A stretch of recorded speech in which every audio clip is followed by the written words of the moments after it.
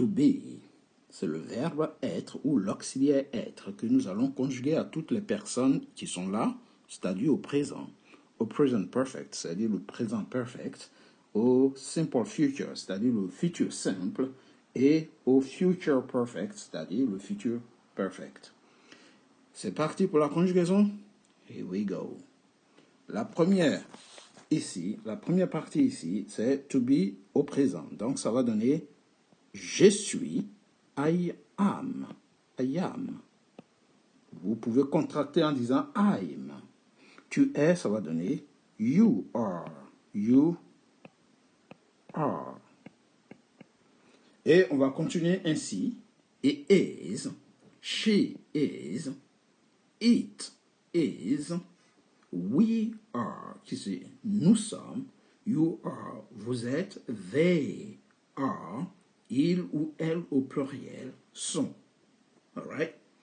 Ça va donner comme ça la traduction. Je suis. Donc, la traduction va donner je suis, I am, you are, ça va donner tu es, et is. Il est, she is. Elle est, it is. C'est, we are. Nous sommes, you are. Vous êtes, they are. Ils ou elles sont. Maintenant, on passe au present perfect. Present perfect, c'est comme si on conjuguait le verbe en français au passé composé. Donc, je vais dire I have. Et je vais rajouter le participe passé du verbe. Be, ça va donner I have been. Et been, c'est le participe passé. Et on continue. Tu as été. You have been. You have been. Tu as été.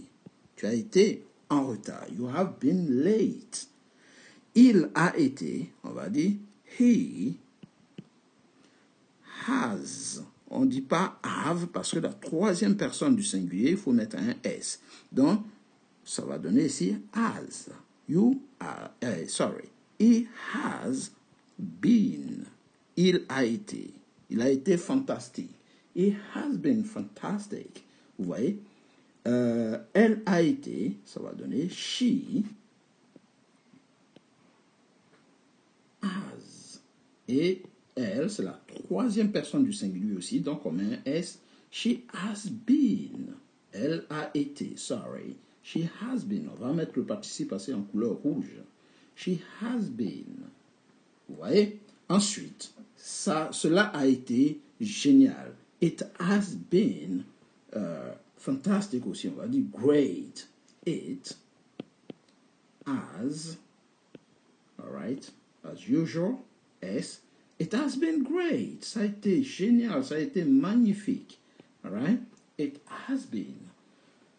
Nous avons été, on va dire ici, we have been. Nous avons été. We have, ici, le have revient parce que là, on n'est plus à la troisième personne du singulier, donc on revient avec le have. We have been.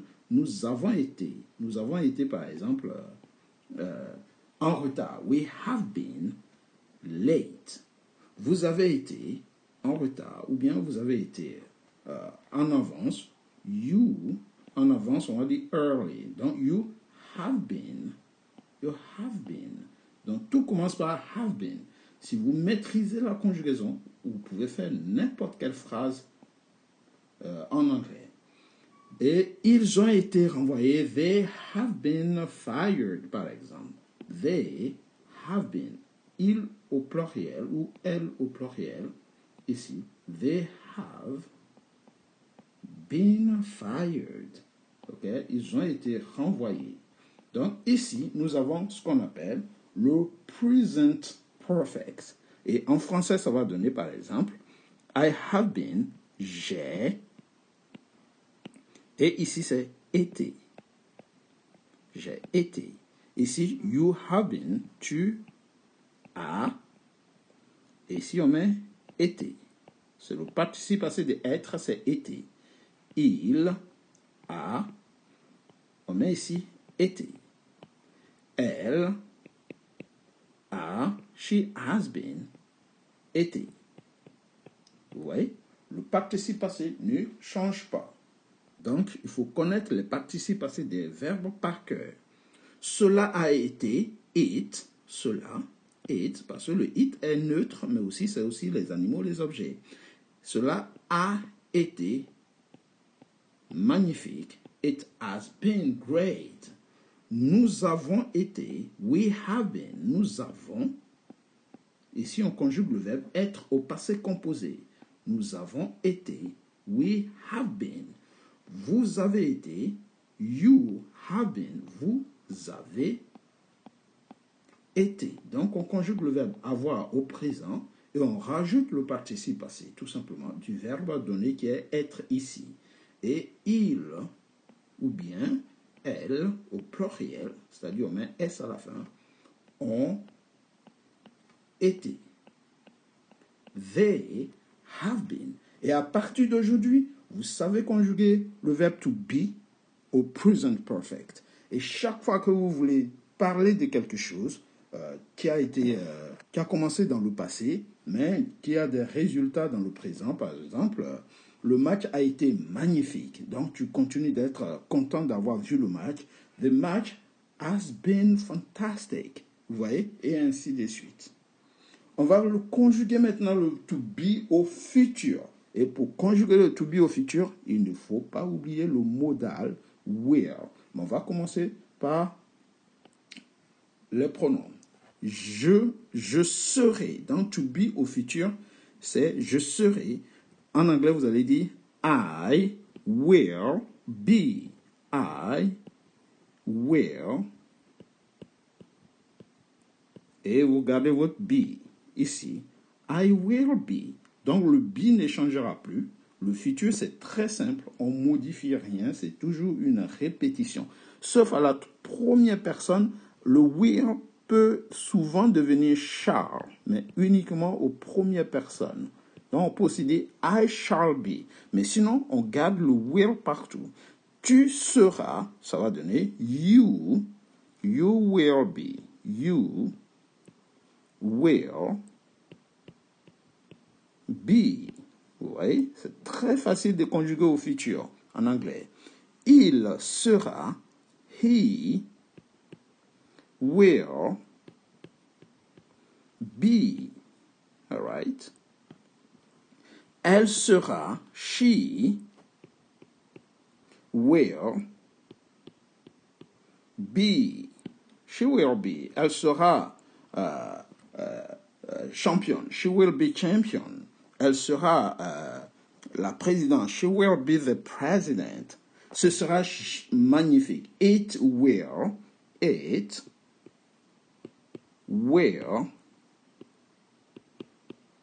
be. It will be, ce sera bien. It will be fine. It will be good. All right? It will be. Le it, c'est le neutre, comme je vous ai déjà dit. Nous serons admis, nous serons acceptés, par exemple. We will be accepted. We will be accepted. Mais comme je vous ai dit, les premières personnes, c'est-à-dire le I et le we, on peut mettre ici aussi we shall. C'est les premières personnes, the first person. On utilise toujours will ou shall. C'est l'un ou l'autre, on ne met pas les deux en même temps. Soit, si vous avez mis will, vous mettez plus shall. Si vous avez mis shall, vous mettez plus will. D'accord? Here we go. Vous serez les meilleurs. You will be the best. You will be. Et il ou elle au pluriel seront, c'est they will be. All right. Ils seront embauchés. Embauchés. They will be hired. Vous voyez? Et ainsi de suite. Donc, en français, ça va donner je serai Je serai. Tu, here, you, tu, seras. Tu seras. Alright? Tu seras champion. You will be champion. Tu seras accepté. You will be accepted. Il, ici, he will be, il sera. He will be, il sera. Alright? Il sera ici demain. He will be here tomorrow. Elle, she will be, elle sera en retard, par exemple. She will be late. Vous voyez, she will be, elle sera. Simple future, very easy. Et it will be fine, ce sera bien, ce sera. Alright. Ce sera de ta faute. It will be your fault. Et nous serons en avance. Nous serons ici. Nous serons. ONS. We will be early. Vous voyez? Vous serez nommé président ou nommé premier ministre. You will be, vous serez nommé premier ministre. You will be appointed prime minister. Vous voyez par exemple. Vous serez récompensé. Vous serez promis. Ils seront promis. Ils au pluriel ici. Ou elles au pluriel. Seront promus. They will be. Donc c'est O-N-T. They will be promoted. Vous voyez. Et ainsi de suite. Donc à partir d'aujourd'hui, vous savez conjuguer to be au futur simple. Et en français et en anglais. Maintenant, on va voir le future perfect. Le future perfect, c'est l'équivalent du futur antérieur. Donc, la question, c'est quand l'utiliser? Quand est-ce qu'on utilise le future perfect, c'est-à-dire le futur antérieur? OK? Le future perfect parle d'une action qui aura été accomplie ou achevée à un moment donné dans le futur. Vous voyez? Je prends un exemple de phrase. D'ici le temps que tu arrives, je serai déjà à la soirée. Donc, ça va donner, by the time you arrive, I will have been at the party. Vous voyez? Donc, l'action sera accomplie. Lorsque la personne arrive, l'action sera terminée. D'où une action qui aura été achevée, au fait, à un moment donné dans le futur. All right? Nous allons ici conjuguer d'abord le future perfect de to be. Donc, ça va donner ceci. I will have. I will. Le futur, have. Le perfect ici.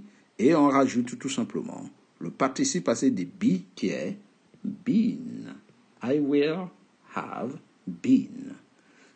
Tu auras été. You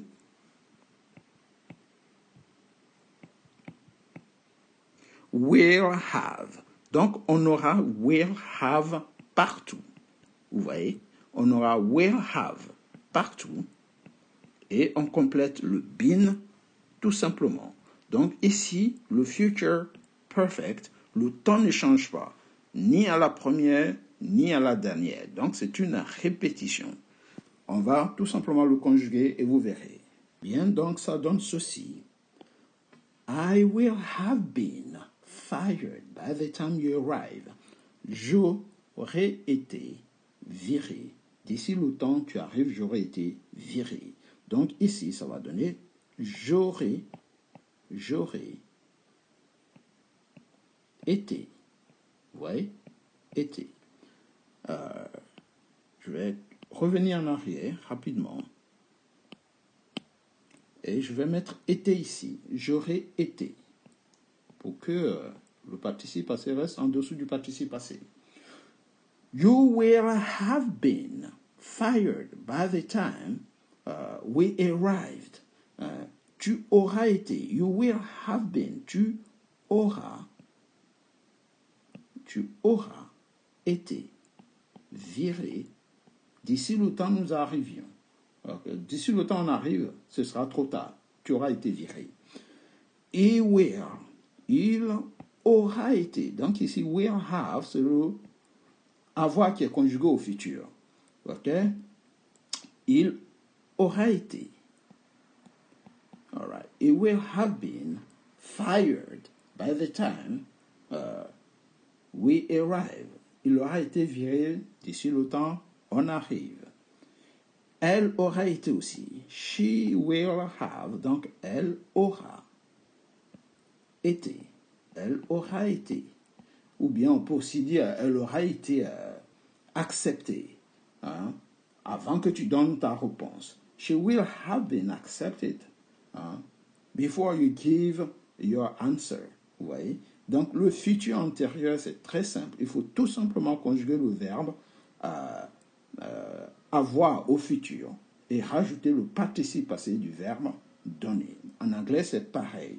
Vous conjuguez have au futur et vous rajoutez been, tout simplement. Et vous ne changez plus. Cela aura été, ici, cela aurait été génial si il avait accepté. It will have been great. Vous voyez, nous aurons été, donc ici, nous aurons été virés d'ici le temps. Les résultats tombent. We will have been fired by the time they gave the results. Et vous aurez été, vous, you will have been, vous aurez été, vous aurez été, you will have been fired. Et il au pluriel, ici, elle au pluriel, le they est valable pour il ou elle au pluriel, auront, le verbe avoir au futur, et participe passé, été. Elles auront été virées, elles auront été embauchées, elles auront été renvoyées. Bref, avant qu'une action ne s'achève, by the time you arrive, et ainsi de suite. Donc, nous avons ces 4 temps. 1. Nous avons ici, 1, le présent, de to be. 2, le present perfect, de to be.